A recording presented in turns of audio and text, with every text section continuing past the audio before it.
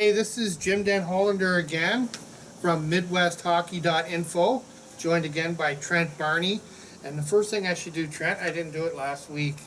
I want to thank you for letting us use your own stomping grounds here, your home, and even putting the lights on your Christmas tree for us. That's so nice. Yeah. It's a great touch. And it's kind of nice to do it outside and stuff when you have a chance, I think, something like this.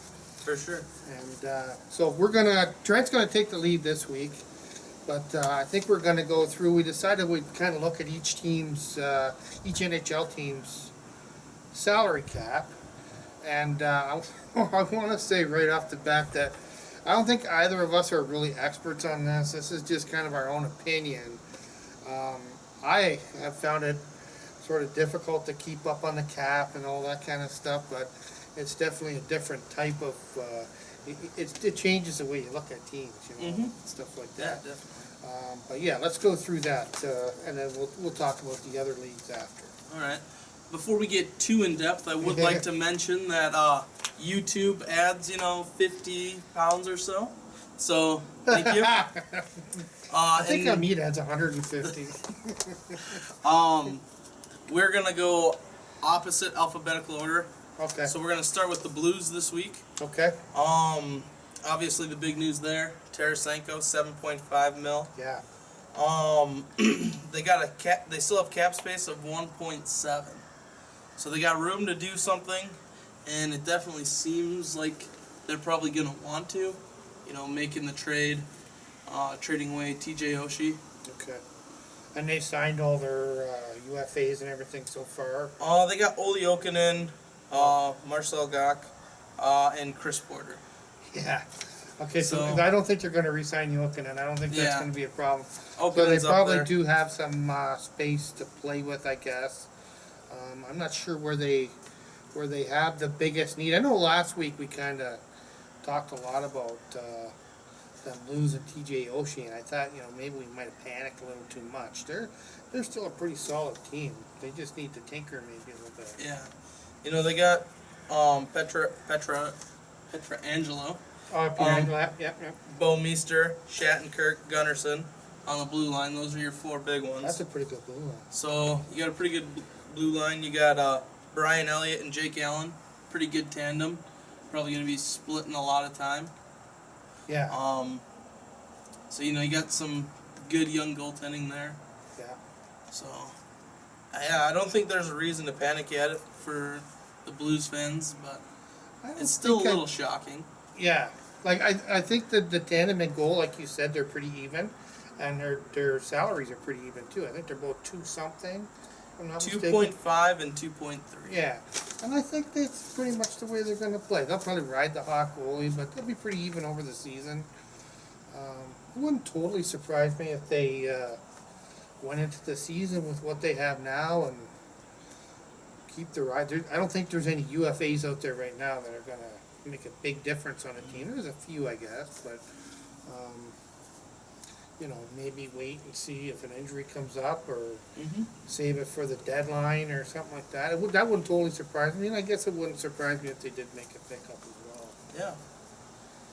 So that pretty much wraps up the Blues and their cap situation, unless you want to make a season prediction right now. Right here and now. A prediction on how the Blues are going to do this year? Yep. Where are they finishing? I think they'll still be okay. I don't like I said, I almost feel bad about, we really went off on them in our first episode because of the loss of Oshie. They got Troy Brouwer back, and, listen, their teams have lost a lot more talent than them over the summer, I think, and they'll challenge for the division title, I think, again. Playoffs? Well, that's the question, I guess. They have not found the magic potion that can get them deep into the postseason yet. I can't predict that just because that division is so tough. That is a tough division. Yeah. All right, St. Louis, done. Okay, so I have the Wild. They have a few UFAs still out there.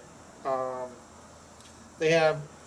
It looks like they're almost $3 million under the cap. But they have yet to sign Sean Bergenheim. might be the best forward still available. I don't know if they're trying to re-sign him. I know I see his name on a lot of stories and stuff about players that are still out there. He's obviously a capable forward. He would eat all that money, if not more, I would think. They haven't signed Eric Hall, who's an RFA, and Keith Ballard and Jordan Leopold. Good older defensemen. I'm not sure what kind of contract they would demand. They obviously are not going to be able to sign all four of them without doing some kind of fancy math. And I do think the one thing that jumped out at me was, the signing of Dubnyk, which was nice, but they really gave him a lot of money. I think, for a guy who, he really carried that team down the stretch, but this would be his first real starting, if he's able to take this team from start to finish. He's kind of, I don't know. They gave him 4.3. They also have almost 3.5 tied up with Backstrom and 1.2 to Darcy Kemper. So maybe a goalie move down the stretch here of the off season. I don't know if you have any thoughts. Like we discussed a little bit last time, some of their stars, their key players are starting to age. So I think, there isn't. I think their time is now. Yeah, If they're going to make a move, they gotta, they're going to go deep in the playoffs and make a run. They definitely got to make a couple moves. I think they're a good, solid team, but to be a true contender, I'd like to see them make a couple other moves. Add some first-class talent. So it'd be interesting to see how they work that out. I don't know what they're going to do with the guys they haven't signed yet. I have to apologize. I haven't really seen anything on that, but probably saw a few questions still going into the season, especially at that goaltending position.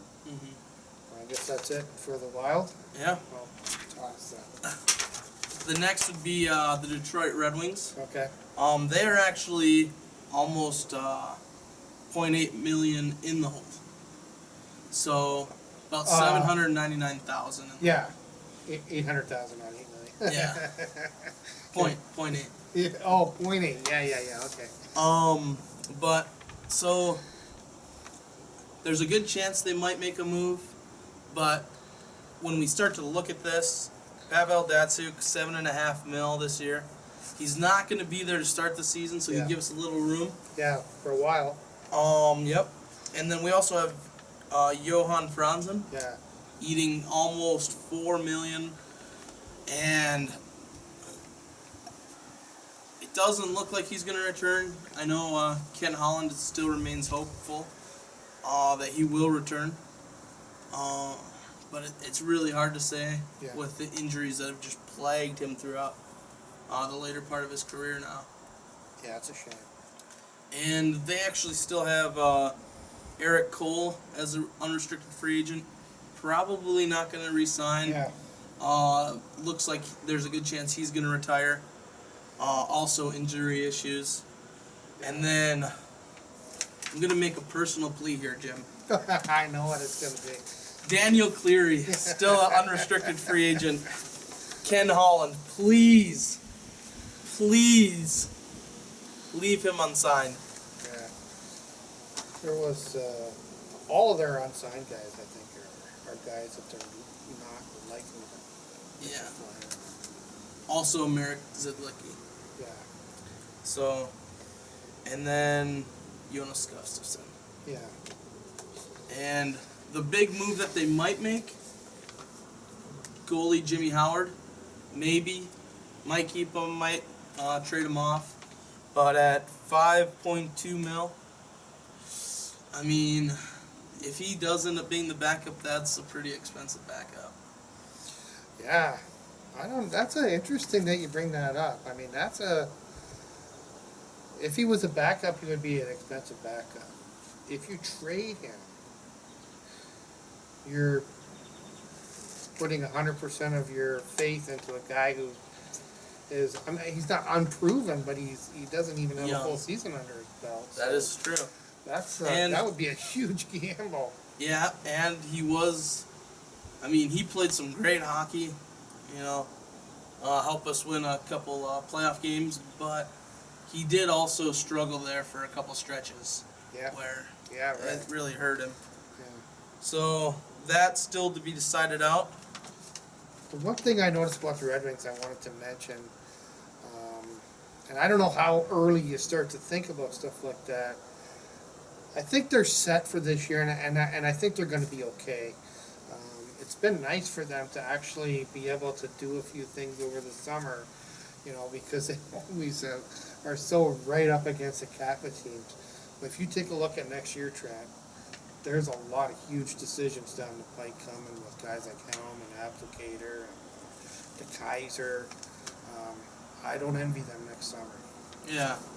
And my prediction for them, simple. 25. 25 straight straight playoffs, yeah. Yeah, I think they got a good shot at getting back. So, Detroit.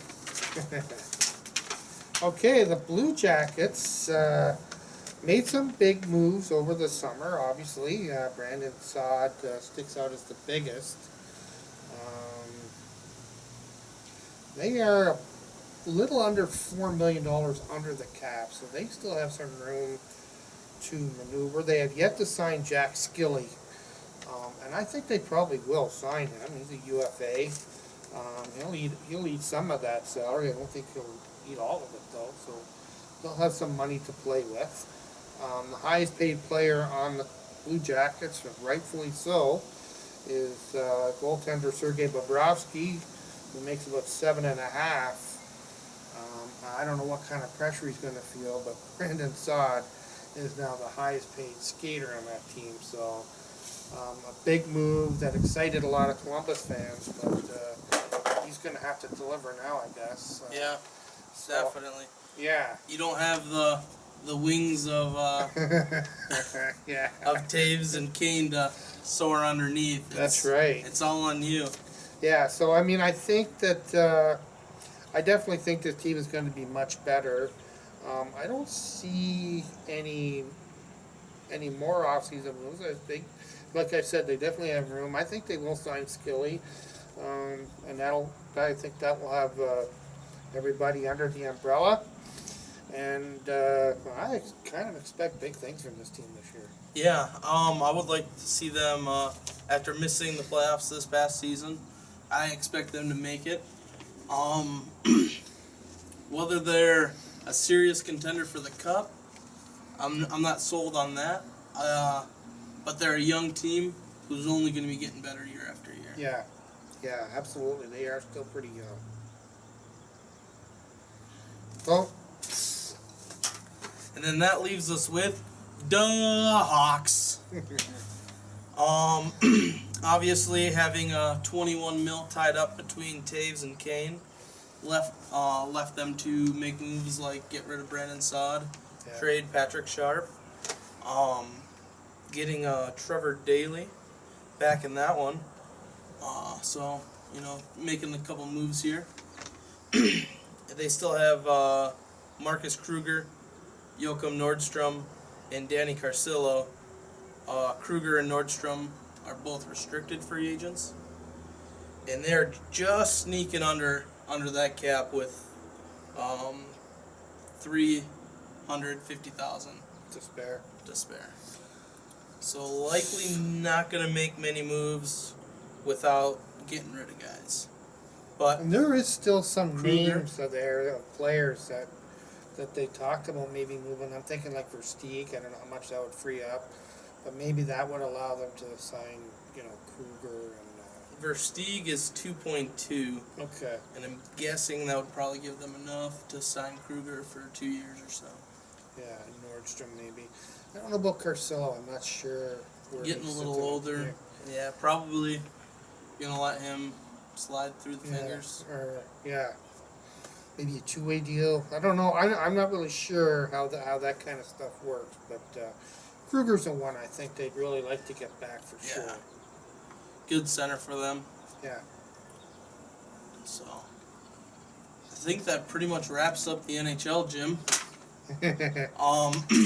What kind of news did you have for us for junior hockey? Well, not this a week? lot. I kind of went back this week, and I've been doing like stories on all the sort of minor pro teams. I'm kind of trying to get caught up. Hoping by the end of the weekend here to be caught up, and then sort of have more sort of real time news, and I'm putting on the website. The ECHL teams all they're all able to make qualifying offers to 8 players. And I'm just kind of learning about this kind of stuff as I go. That was on July 1st, same as the free agency for for the NHL. They make 8 qualifying offers, and there's a lot of players that are signing. Some of them are the ones that received the qualifying offers. It's different. You can see sort of a strategy for each team. It's kind of fun to see. I'm just going through them now.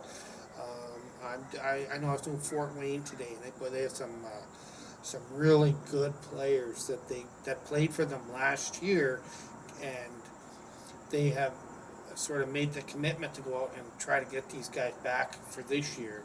All of them had just come last year. I think they signed a couple rookies since then. So it's an interesting thing. There's a lot of names that I'm learning and stuff like that. The American Hockey League, I have yet to see a schedule for, but the local teams. By the way, the Chicago Blackhawks top farm team is Rockford Ice Hogs, and I feel like such an idiot for calling them Rochester last week. As I was reading it, it didn't sound right to me, and then by the time I left, I think you mentioned it to me afterwards. I was like, oh man, I actually get a little bit nervous when the camera's on. So. Well, there's tens of people watching us. Yeah, right. Yeah, that's soon true. to be hundreds, and they're going to be looking back at this. Yeah. Hopefully, with not too critical. Yeah. Well, like you say, critical. I mean, remember, YouTube adds some pounds. I am actually a very slim with a 6-pack abs right in this vicinity here. And I guess a lot of the stuff for the minor pro sort of depends on the NHL. Things kind of filter down from there. A lot of guys that are probably going to be on AHL rosters are hoping they're going to be on NHL rosters right now. So we'll see how it filters out, and I guess we'll go from there. I obviously I'm not as up on those leagues as I am on the NHL, but it's been fun, really learning about these Midwest teams, and I'm hoping to pay a lot of attention to them and maybe even get out and see a few games this year. That'd be awesome. Yeah. Couple road trips in our future. Yeah. Along with our local Dells Ducks. Yeah, the Dells Ducks. They start in a few weeks. Well, that's all I got on that. I don't. Do you have anything else you want to add for next week? No, not at this point. No. Okay. I think for some future shows, we were talking about doing some depth charts, maybe something that would go down, from the NHL team through the AHL team, like a list of 10 or 8 at each position or something like that. We're just trying to come up with a couple ideas so we have something, week to week. We're still about, for pro, almost a full 2 months away from the start of the season, so. Hockey can't come soon enough. Yeah. The junior, on the other hand, is literally right around the corner, so we'll have some good live stuff to talk about there. The pro will be a little bit later. I guess we could take a minute here to talk about the Midwest region a little bit. We don't have as many fancy teams as they have out on the East Coast, but hey, at least we're not like those ignorant Southerners who still call it a ball instead of a puck, right? But I really like this region. A lot of states really passionate about their hockey. Yeah. We're glad to claim Minnesota in there, not let Canada steal them away from us. Yeah, that'd be a nice trade. No. Yeah, there's I feel like you, and the region is like I was thinking about it today, where You know, we got, in the, say in the junior or some of the pro, we have, you know, the Midwest includes teams in Kansas and Missouri, like Wichita or St. Louis, and then also Farm includes teams teams? in the UP. Quite a difference there. Yep. You know, I think that we're sort of in the middle here. We're in the Madison, Wisconsin area, and if you drive 4 hours north to the UP, you notice the difference. Oh, If you yeah. drive 4 hours south to say Peoria or something like that, you notice the difference as well. So it's kind of an interesting area to live in, weather-wise and stuff like that. So. Yeah. And well, I would say it's been a pretty successful show. You might even call it a hockey evening, Wednesday hockey evening in the Wisconsin Dells area. That was good. Stay classy, Midwest. We'll see you next week.